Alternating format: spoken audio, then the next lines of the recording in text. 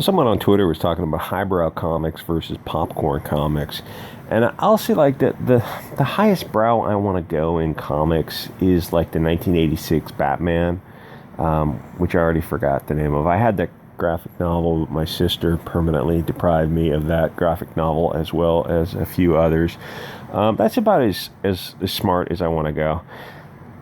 Click the links for Discord, BitChute, Library Odyssey, or the Teespring store. So Tom King is the depressed guy who wrote the depressed Batman, who he turned into a bitch. Zach was reviewing those comics, but really after a while, what's the point? If a series is just consistently bad, like The Immortal Hulk by Al Ewing, there is no point in reviewing it or even reading it. Just check in every few months for wokeness. If woke, we reject. No more blonde bad guys. The German trope is racist and worse. Oh my God, there's nothing worse than racism. Yes, there is. Boredom is worse than racism. Much, much worse. Boring.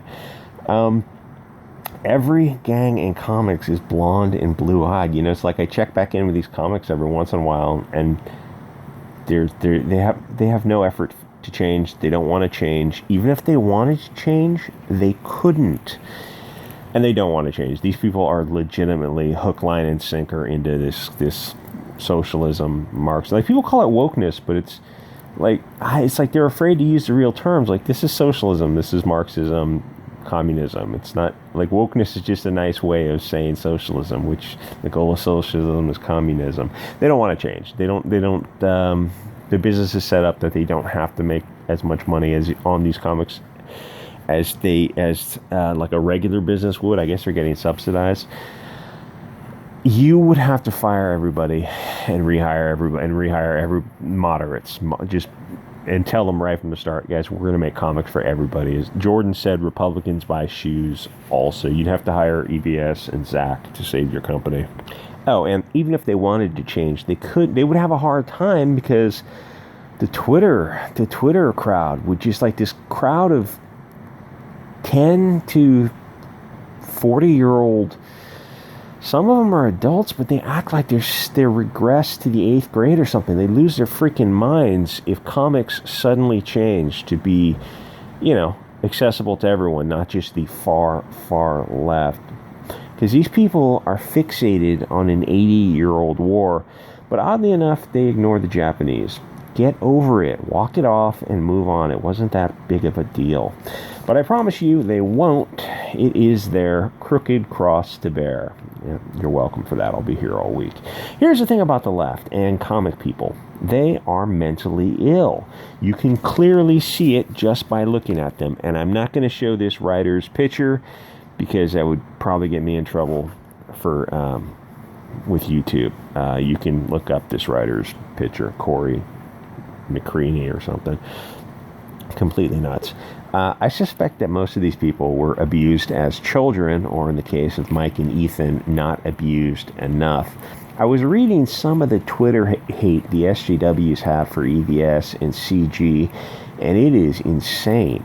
Comicsgate had the audacity to roast SJW propaganda comics, and EVS is a mild right-wing shitlord. He hasn't invaded Poland, but anything that challenges their narrative terrifies them. Speaking of which, Facebook and Twitter have new rules for what you may question on social media, which is sort of funny because the effect is to prove the opposite. Oh, and I hate this cover, this kind of 1978 avocado kitchen appliance cover and Ford Pinto. It's like, this is the cover you saw on detective novels of the 70s and 80s, where they always had like a gun, a rose, a glass of whiskey on the cover, and it was like, you could see 100 detective stories that had that exact same cover. If you're saying you can't talk about the letter between P and R conspiracy, then you're telling me it's probably true. I don't know anything about it. It's not really my cup of tea. But if the media fears it, then that's a good thing. It needs to be looked into. It seemed like MAGA level normie stuff, but who knows? I do know that Trump is not going to save us. We are going to have to save us. But I read the article on how right-wing indie guys built comics. They had interviews with Doug and EVS, who should be on the same side, but they're fighting like emo girls who are fasting. Thinspiration, ladies. So if Mike Miller, Doug TenNapel, JDA, EVS can't even not act like bitches with PMS when they are so closely aligned, how is the right ever going to come together? I know artists are basically cranky, attention-seeking teenage girls, but these guys are 40. Can't they just agree to disagree like gentlemen and work together? Apparently, that is asking the impossible. Here's the thing. What if one of them gets kicked off from YouTube? Will the others put aside their differences and help, or continue to bicker? Even Nasser acts more mature, and he is a very hairy 12-year-old. Speaking of hairy situations, YouTube banned more right-of-center channels today. Their masks are completely off. They're in full globalist mode. They really don't want Trump getting elected in 2020. Or his kid in 2024, which would be hysterical. But it's not going to happen because demographics is destiny. Anyway, so this person, Corey, seems insane, like in a healthy society would get treatment, but in the American Weimar Republic of 2020 is free to walk the streets and is obsessed with Comicsgate. But they don't even spell Comicsgate. They use asterisks to try to hide it from a search engine because they're writing from a safe space and they don't want to leave their echo chamber. Then why even publish on the internet in the first place? There's comments on this thing. It's like you control the comments. Comments aren't going to hurt you. Comicsgate is just a group of dudes, mostly right, some are far right, which shouldn't bother anyone because mainstream comics is as far left as you can get. They are proud communists. Don't you guys believe in diversity of thought, free expression, and the open marketplace of ideas? If you believe in censorship, then you believe in slavery, which a lot of these catamites do. They enthusiastically support gulags and unironically believe people like EVS, Mike, Doug, JDA must be re-educated or terminated for the good of the state. Like I said, they are insane. Their ideas are so good that they have to enforce them with violence and can't allow debates. Which brings me to this comic that triggered this trans writer, who, like I said, sounds insane. They is triggered because Tom, I Need Prozac King wrote a nuanced story. All these people want is propaganda, which they don't buy, but they want you to buy. It's like they are stuck in an endless cycle of Harry Potter fan fiction, weed, and dildos. These people are terrified of feedback because they know that they have fundamentally bad ideas. So when a story presents both sides to a story, they get outraged. In the first few paragraphs of Corey's manifesto, they, them, flat out lies. Let's take a little gander. So the ink blot comes out in a terrifying time in American history, just a week before the book came out. A plot to kidnap the governor of Michigan by an armed right. Oh, that's your first lie. It wasn't a right-wing militia. They were members of Black Lives Matter. So there's your first lie. What makes King's story, the comic book, so irresponsible and dangerous, which means you want to censor it. Here's the thing. Why don't you just write your own comic? Be like Michelle Perez with, what's that book they wrote? Perverts or something? Which seems like an insanely depressing comic from the 80s. He's once again playing the they are bad people on both sides game. Okay, get ready for this insanity. I should have opened with this. But in reality, we have very real, very dangerous threats from heavily armed right-wing extremists. Bruh. BLM and Antifa, so far, 40 people have died. Women have been struggle snuggled the first night. I mean, they're Antifa women, so it's like, they're kind of lined down with... I'm not going to continue that. They've caused $2 billion worth of damage. You can go on social media every day and watch Antifa, BLM hurting people. You can watch them attacking people and beating people who disagree with their beliefs. They are actual violent communists in the streets every day, and it's not right-wing guys. In fact, several right-wing people have been killed by Antifa and BLM. Many cars have been shot by them. Many people have been shot. Many homes have been shot. It's Antifa, BLM. You're insane if you believe this. People that are presenting a clear and present danger to this country and its citizens, I believe that is old Supreme Court terminology for hate speech or fighting words or something. I think they use imminent threat. I forget. Tom King, however, introduces us to comic book creator. At first glance, I took this as a direct insult to Alan Moore. Myerson fits closer to Ditko. Indeed, King has said in interviews, okay. And what if Ditko idolized the liberal philosopher instead of conservative, libertarian, and Rand? Two big problems arise with this. First is the affirmation both sides scenes. Okay, this is terrifying. This is what they want to do. I remember at one debate, or one protest, some right of center speaker was speaking somewhere, and these left-wing kids were trying to drown out the speaking inside, and when a reporter asked them, goes, so what are your views, what do you disagree with, what do you guys believe in?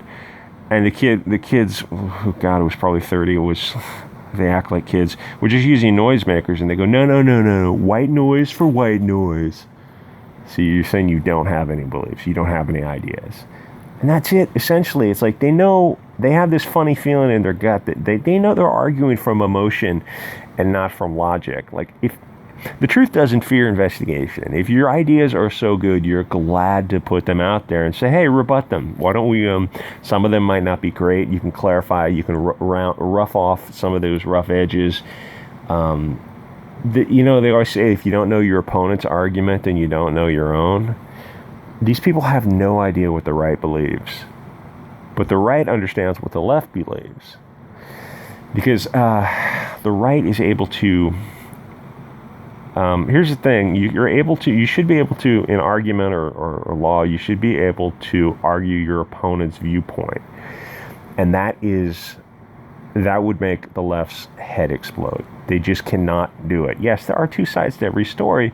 Otherwise, there wouldn't even be a story. You'd be dealing with like irrational people and rational people, and the left seems to think that they're rational. Though I suspect a lot of the left kind of know that they're insane. I mean, there's a lot of mental illness in the left. So yes, there are two sides to every story. Okay, I've seen a few news stories about conservative militias. Then you've completely ignored Antifa BLM. This is nuts. He's playing right into the hands of hate groups like... you're just friggin' nuts. Comicsgate, and not only that, but you use one too many asterisks. Comics. Or maybe it's comic. I guess you're right. Comicsgate.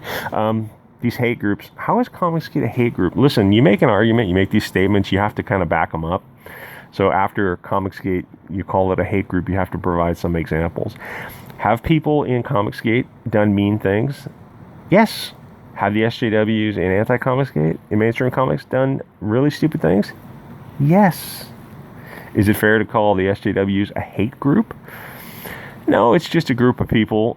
You're collectivizing one group of people. Like, would you do that to that group from the Middle East that I can't even say on YouTube? Would you do that to any other group? No, you wouldn't. So why are you doing it with Comicsgate? Because they dared to criticize comics. He-Man Woman Haters Club. Are you insane? Yes. Yes, they are insane. I'm not going to show the photo, but I'll probably use it as a thumbnail. This is the exact sort of crowd I expect to pick up Rorschach. And rather than use this as a platform to attack extremist right-wing violence, it encourages it. There's no extremist right-wing violence. It's 99% on the left, and you know this. Oh, we're just fighting fascists. Really? Doesn't that make you communist? Because if you're not anti-communist, then you're a communist. Anyway, then they... these people have a lot tied up in comics. It's like, if you don't like it, just move on to something else. And I don't know anyone why you'd be following Tom King too closely either. Anyway, then they get into... back to this World War II stuff, which is like their, I don't know, what's Latin for cause of war? This World War II stuff, which I don't even want to talk about on YouTube, because YouTube is being just bitchy lately. You can't bring everything back to the Germans. It's really lame. Move on, dude. Move on. There are very few people who believe in this ideology nowadays. Oh no, they're all over the place. No, those are kids on 4chan. You people need help. I mean, I literally mean that. You need therapy. Some of these people need rehab, 12-step program. They probably need some Prozac type drugs or some lithium or whatever. Get some help. You're comparing comic books to what happened in 80 years ago. Anyway, this kind of like highbrow stuff is not for me these days. Like, the world is dark enough right now that I don't even want to see dark movies, or I'm sticking with romantic comedies and just fun, silly stuff. I don't want to see this kind of stuff. The comics are an escape. It's like I kind of realize that YouTube is an escape for people too. That's why pop culture channels do really well on YouTube, and like the political stuff doesn't do as well, because people really want an escape, and I get that. Anyway, you can check out this article. I'll include the archive link at the bottom of the links. It's saved from womenwriteaboutcomics.com, and this is the archive. I didn't even notice the host is Women Write About Comics. Women write about